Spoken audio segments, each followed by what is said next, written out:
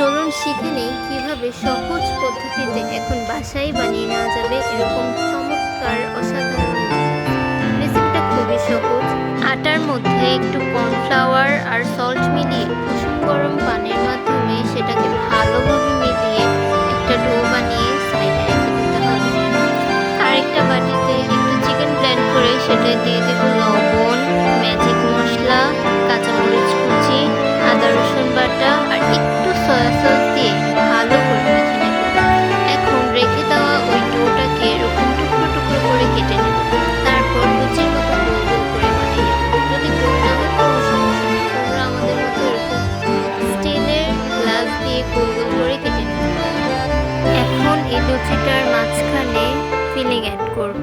Feeling add করে এটাকে একটা সুন্দর শেপ দিয়ে দেব। তোমরা চাইলে যে কোনো শেপ দিতে পারো, কিন্তু খেয়াল রাখতে হবে যেন ফিলিংটা এর মধ্যে থেকে বের না হয়ে যায়। এরকম একই শেপ দিয়ে সবগুলো বানিয়ে নেব।